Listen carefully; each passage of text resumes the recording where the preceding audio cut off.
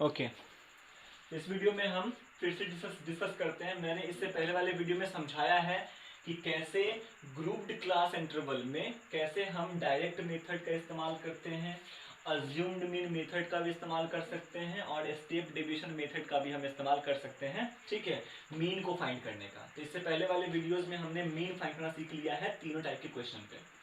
आज सीखेंगे कि अगर हमको मीन पहले से प्रोवाइडेड है, मीन दे दिया है और फ्रीक्वेंसी में से किसी फ्रीक्वेंसी को गायब कर दिया है, ध्यान से बात सुनिएगा, है ना।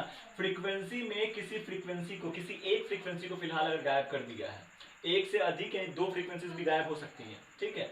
तो अगर एक फ्रीक्वेंसी गायब कर दिया है तो जब भी एक फ्रीक्वेंसी गायब करेगा हमेशा आपको मीन का वैल्यू दे देगा। इसलिए इस क्वेश्चन में मीन का दे दिया है बुक में ही, है ना, एक्स, है ना, जो मीन है एक्स बार, मीन जो है वह 24 के बराबर ये दे दिया है। जब भी एक फ्रीक्वेंसी गायब करेगा मीन जरूर दे देगा, है ना।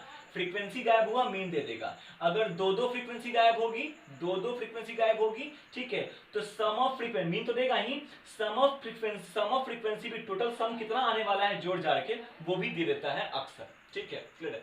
तो क्वेश्चन कुछ इस फॉर्मेट का है, मीन नहीं है, मीन दे दिया है और आपके पास फ्रीक्वेंसी गायब है, फ्रीक्वेंसी कोई है जो आपको पता करना है।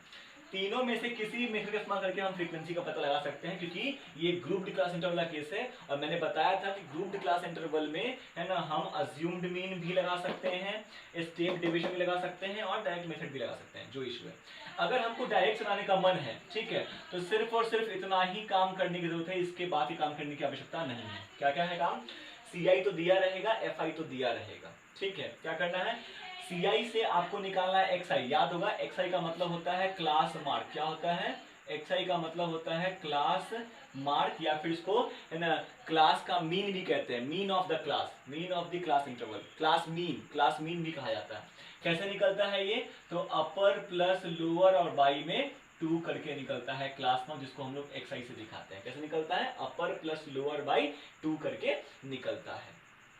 मतलब हर क्लास इंटरवल का अपर है लोअर है, अपर है लोअर है, अपर है लोअर, अपर लोअर। तो अपर और लोअर को जोड़ेंगे और 2 से भाग लगा देंगे तो क्या निकलेगा? क्लास मार्क निकलेगा, यानी XI। क्लियर है?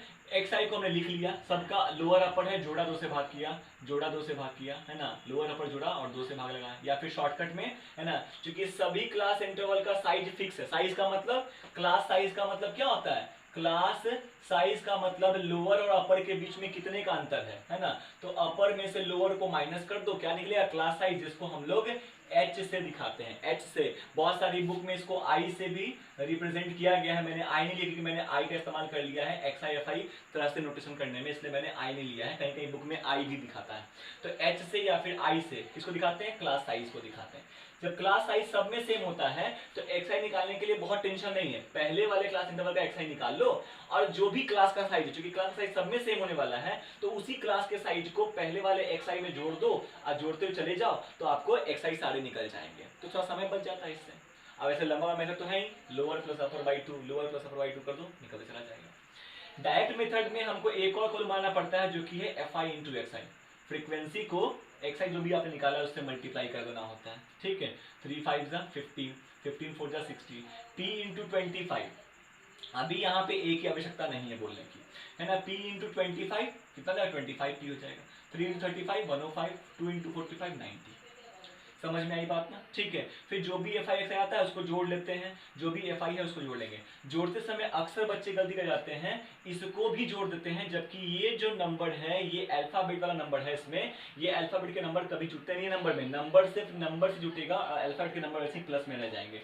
ठीक वैसे यहाँ भी गलती नहीं करना है, नंबर्स जुट जाएंगे आपस में और जो प्लस का P है मतलब अल्फाबेट है वो प्लस में जैसे लगा होता है। आई थिंक क्लास 10th में आने के बाद ये समझ में आता ही होगा। फिर डायरेक्ट मेथड का फॉर्मूला क्या होता है? डायरेक्ट मेथड में होता है mean is equal to sum of XI FI by summation of FI, ठीक है, summation of FI। X bar का वैल्यू क्वेश्चन में दे रखा था 24, तो जहां एक्स बार है वहां 24 डाल दिया। सम ऑफ XI FI भी निकाल लिए हैं और सम ऑफ FI भी निकाल लिए हैं, ठीक है। कुछ नहीं है दोनों तरफ करने को, तो क्रॉस मल्टीप्लाई, इस कोने को इस कोने से, इस कोने को इस कोने से मल्टीप्लाई के लिए क्रॉस मल्टीप्लाई कर लिया। 12 इंटू 24 इंटू 12 288, और फिर 24 इंटू P 24P, और फिर 270 प्लस 25P जैसे है वैसे रह गया।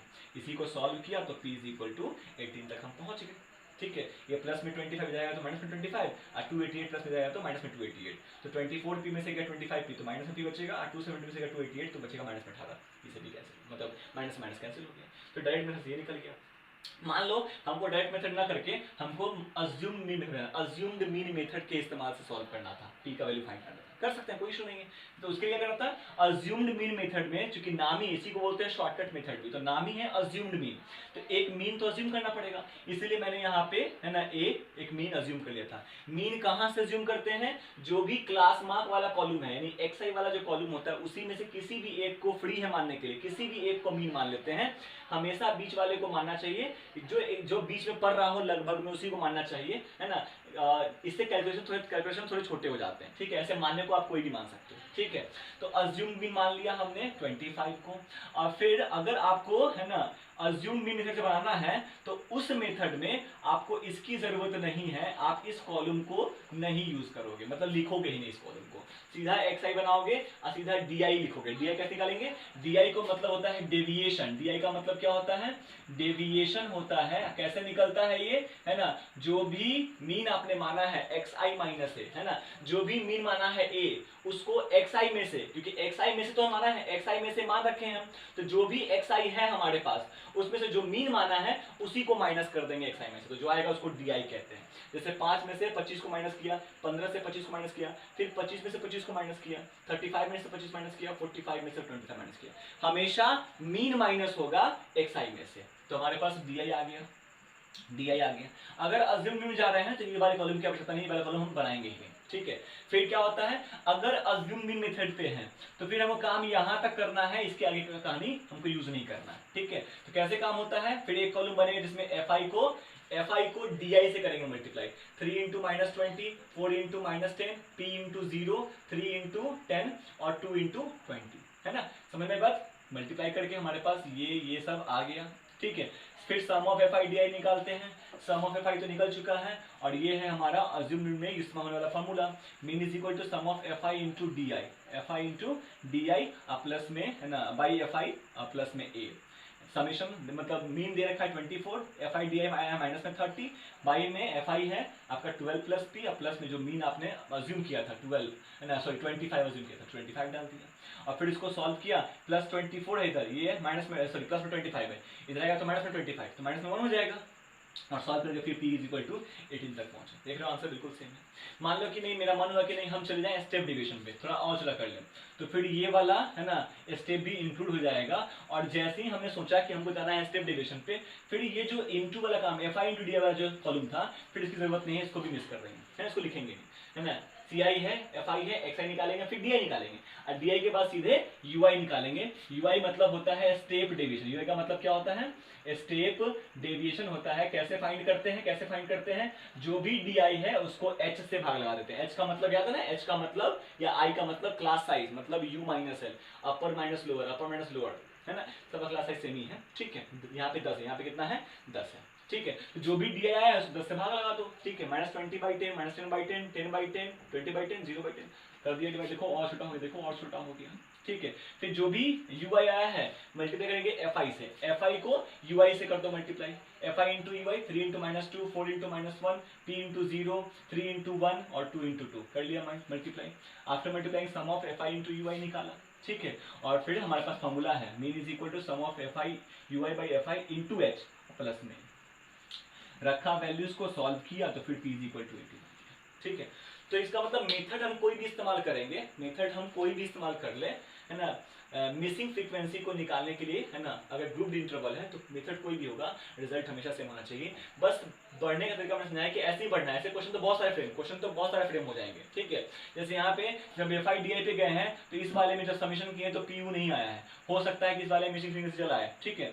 सॉल्व करने का तरीका हम लोग को मालूम है, जैसे ही हम लोग इस पे डालेंगे और फिर है ना इक्वेशन को सॉल्व करेंगे, तो तरीका बिल्कुल सेम है, बस मालूम है कैसे इसको हम लोग को आगे बढ़ना, अप्रोच करना, क्योंकि इक्वेशन को सॉल्व करना तो हमने सीख लिया क्लास 7th में, लीनियर इक्वेशंस को सॉल्व करना क्लास 7th में ही सीख लिया था, कैसे सॉल्व करते हैं, मतलब जो भी वेरिएबल है उसको अकेला करना, जो भी वेरिएबल है उसको अकेला कर दीजिए, तो वो हम लोग को आता है। कुछ इस तरीके से मिसिंग फ्रीक्वेंसी निकालते हैं। अब अगले वीडियो में सीखेंगे कि अगर दो फ्रीक्वेंसी मिसिंग है, या तो एक ही फ्रीक्वेंसी मिसिंग थी ना, अगर दो फ्रीक्वेंसी मिसिंग है तब क्या करेंगे, ठीक है।